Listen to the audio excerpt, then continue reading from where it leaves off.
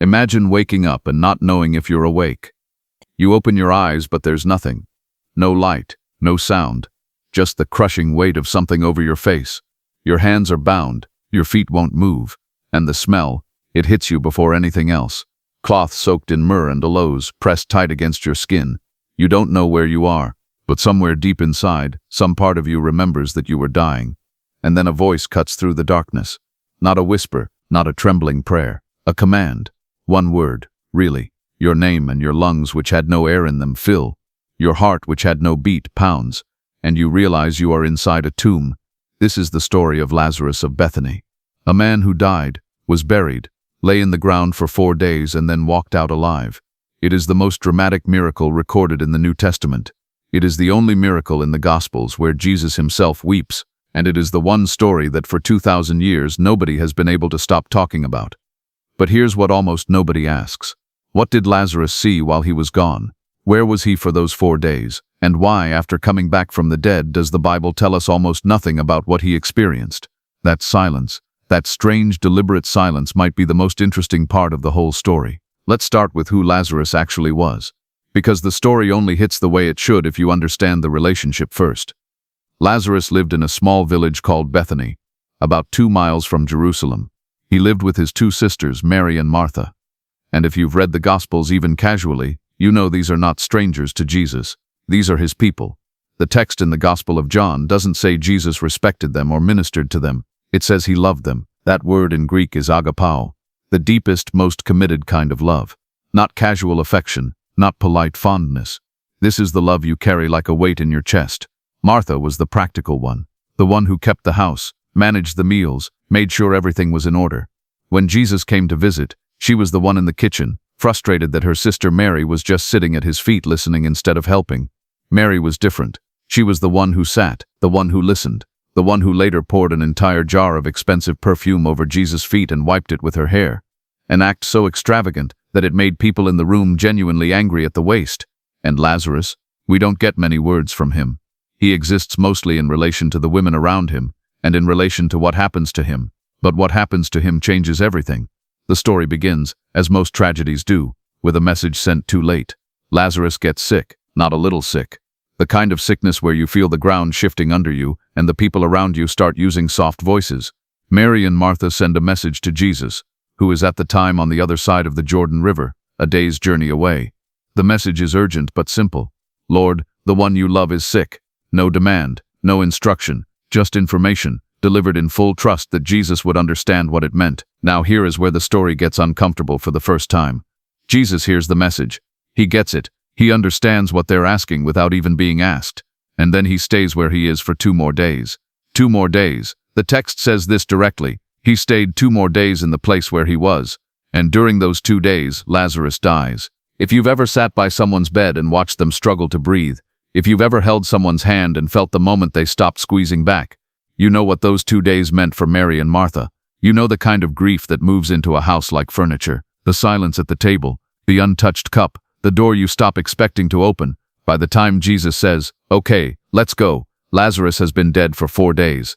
4 days mattered. In first-century Jewish belief, there was a common understanding that the soul lingered near the body for 3 days after death. 3 days, hovering close, as if the body might still call it back, as if death wasn't quite finished yet, as if there was still some slim chance of return. On the 4th day, that belief said the soul departed fully. The body had begun to decay visibly. The face changed. The smell announced what the eyes might still resist. By the 4th day, there was no ambiguity. There was no room for someone to suggest the man had just been in a very deep sleep. 4 days meant gone. 4 days meant the door was closed. And that is exactly when Jesus arrives.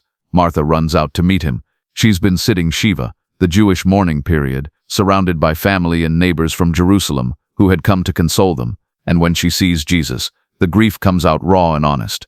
"Lord, if you had been here, my brother would not have died." There's no anger in that sentence. There's something more complicated than anger. It's the kind of thing you say to someone you trust completely, when what you trusted them to do didn't happen the way you needed it to. It's not an accusation, it's a wound wrapped in faith. And then comes one of the most remarkable conversations in the whole Bible. Jesus says, "Your brother will rise again." Martha, thinking he's speaking about the final resurrection, the general resurrection at the end of days, says, "Yes, I know he'll rise on the last day. And Jesus says something that has echoed across 2,000 years of theology, across funeral sermons and hospital rooms and graveyards in every country on earth. I am the resurrection and the life. Whoever believes in me, though he dies, yet shall he live. And everyone who lives and believes in me shall never die. Do you believe this? Martha says yes. And then she goes to get her sister. Mary comes running. And when she falls at his feet, she says the exact same thing Martha said.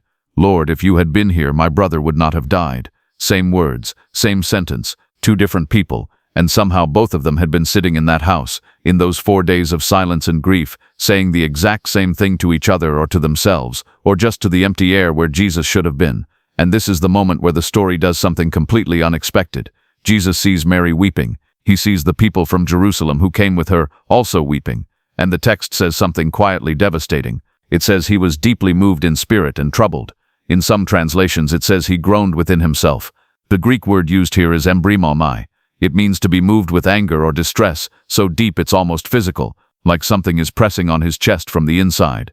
And then Jesus asks a question he already knows the answer to. Where have you laid him? They say, Lord, come and see. And then in the shortest verse in the entire Bible, John 11:35, we get two words that have comforted more people than almost any other words in Scripture. Jesus wept. This is not a polite spiritual sadness. This is not the dignified grief of a man who knows everything is going to be okay. The people standing around him see it and say, see how he loved him. They see the tears and they recognize them as love made visible. Jesus, the one who just told Martha that he is the resurrection and the life, stands at the grave of his friend and weeps. Sit with that for a second. He knew what he was about to do. He knew Lazarus was coming out of that tomb. He knew this story had a different ending, and he still cried, because grief is not about information. Grief is about presence, and when you love someone, their pain is your pain, even when you know relief is coming. They reach the tomb, a cave, sealed with a stone across the entrance. Jesus says, take away the stone. Martha, practical, grounded Martha immediately protests, Lord, by this time there will be an odor, for he has been dead for 4 days. This is not squeamish. This is Martha doing what Martha does. She's managing the situation. She's being realistic, and she's also maybe protecting herself. Because if that stone moves and nothing happens, if Jesus stands there and nothing comes out, that is a grief she doesn't know how to survive. Jesus reminds her of what he said. She steps back, and the stone is rolled away. Then Jesus lifts his eyes and says a prayer, out loud, deliberately, so the crowd can hear, acknowledging that he is not acting alone, that what is about to happen comes from something beyond himself, and then he shouts, not speaking, not calls. He shouts with a loud voice, Lazarus, come out. There is a moment. The crowd holds its breath. The silence is so complete you could hear your own heartbeat. And then the dead man comes out. He is still wrapped in burial cloth. His face is covered with a cloth. He shuffles toward the entrance of the tomb, bound at the hands and the feet, still wearing the linen strips soaked in spices that they wrapped him in 4 days ago. And Jesus says simply, unbind him and let him go. And now here is where the story should ask its most important question. What did Lazarus see? Where was he? The Gospel of John gives us the miracle in extraordinary detail. The message, the delay, the journey, the mourning women, the tomb, the stone, the shout, the linen cloth. But it gives us almost nothing from Lazarus himself. He doesn't speak after he comes out. He doesn't describe what happened to him. He doesn't collapse in tears or shout for joy or fall on his sisters in relief. We get dinner later. John chapter 12 tells us that 6 days before Passover, they held a dinner for Jesus in Bethany, and Lazarus was there, reclining at the table with him, just sitting there, eating, normal. But what was going on behind those eyes? People have been asking that question for 2,000 years. Some of the early church fathers wrote about it. Augustine speculated about it. Medieval mystics wrote poems about it. Artists painted it. Musicians composed it. And in every generation, somebody has stood at the edge of this story and asked, where do you go when you die, if you can come back? Let's look at what different traditions have said, because the answers are more surprising than most people expect.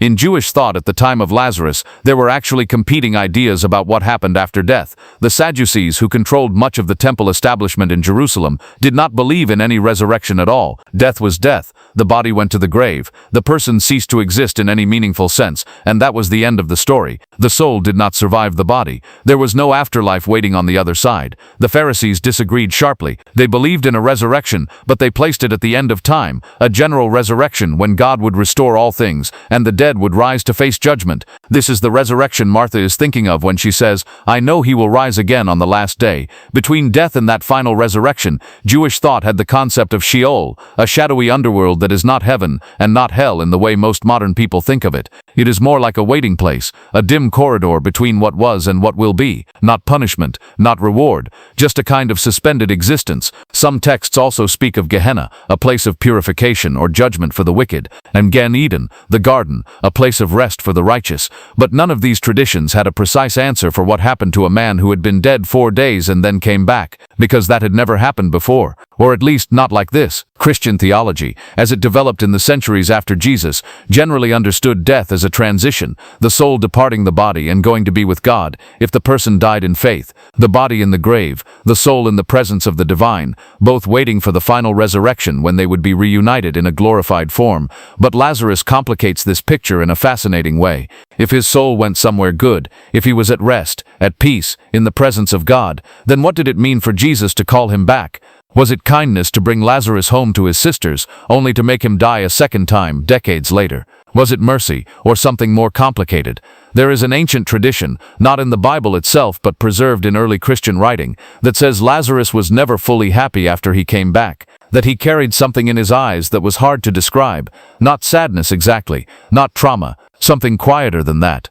The look of a man who had seen a room and been led back out of it, and now lived with the memory of the door.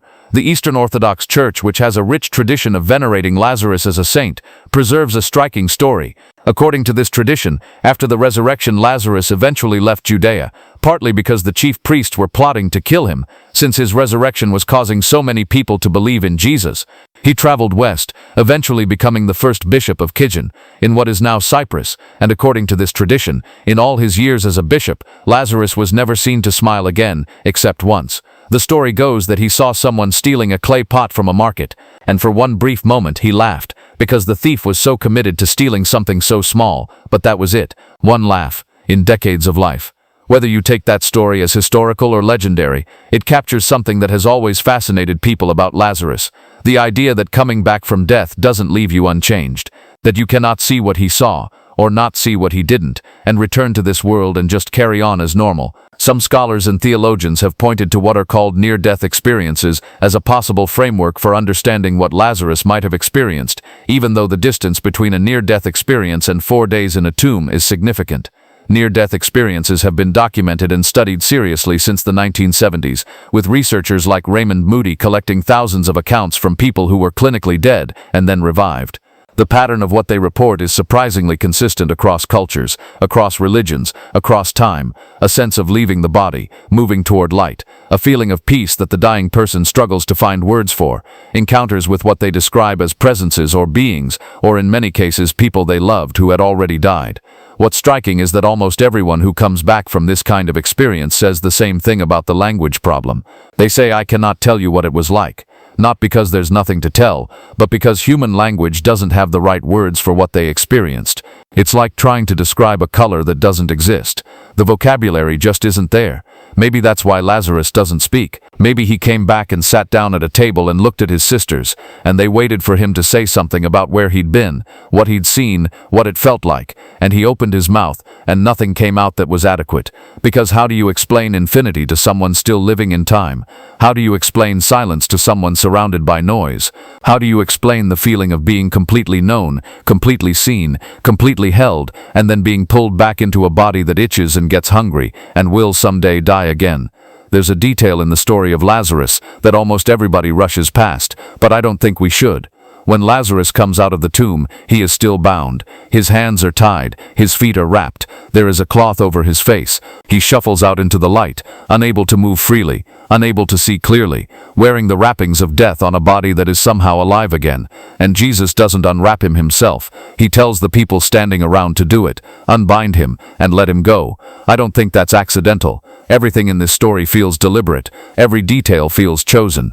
Maybe the unbinding is part of the miracle, not just the coming out, but the unwrapping, and the fact that other people are the ones who do it, the community, the ones who stood outside the tomb weeping, the ones who laid him in the wrappings in the first place.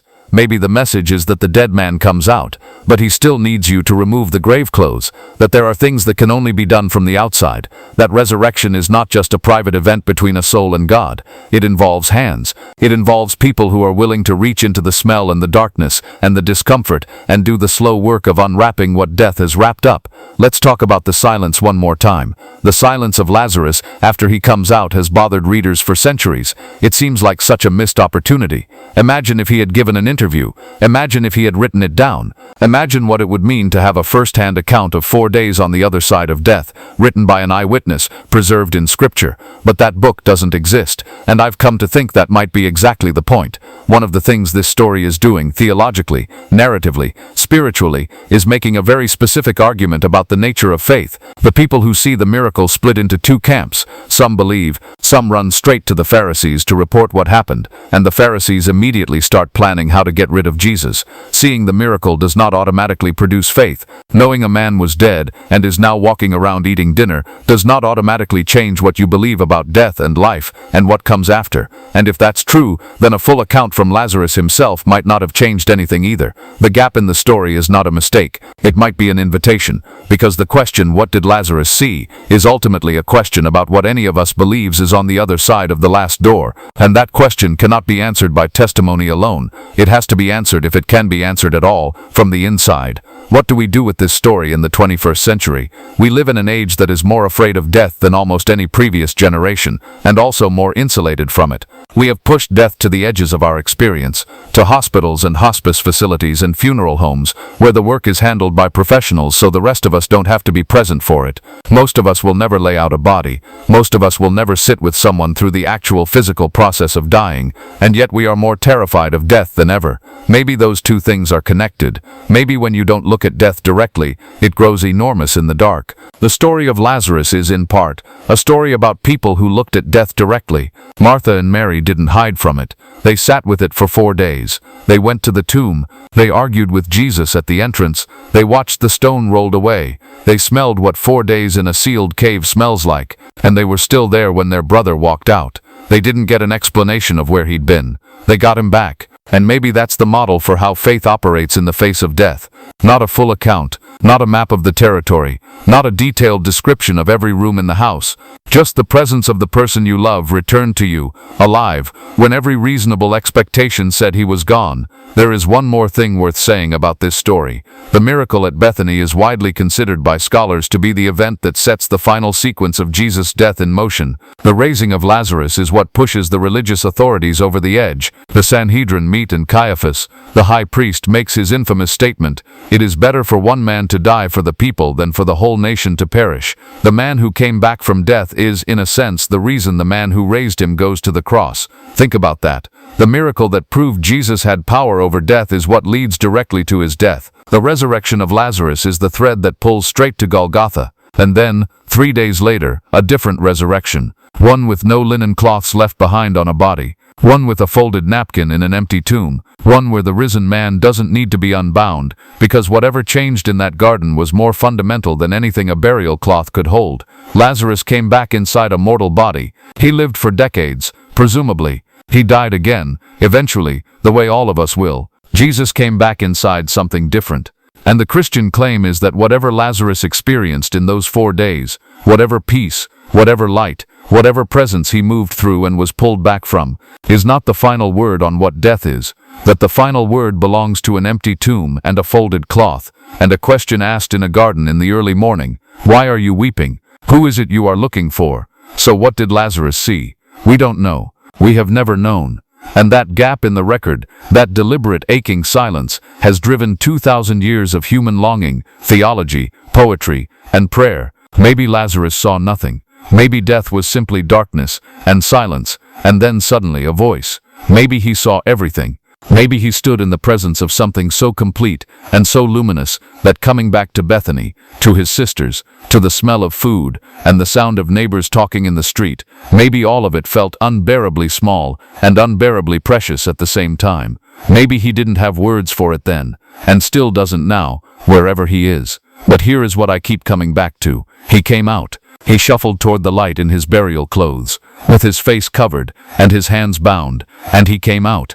Because a voice called him by name, not a category, not a general call to all the dead. One name, his name, and that name was enough to pull him back from wherever he was. And if you believe in that story, really believe in it, in the marrow of it, then the silence of Lazarus stops being a frustration and starts being something else entirely. It starts being a promise that the things that wait beyond the last door are not beyond the reach of the one who made the door in the first place, that when your time comes, you won't go into the dark alone, and that somewhere on the other side of everything you're afraid of, there is a voice that knows your name, and it is not finished with you yet.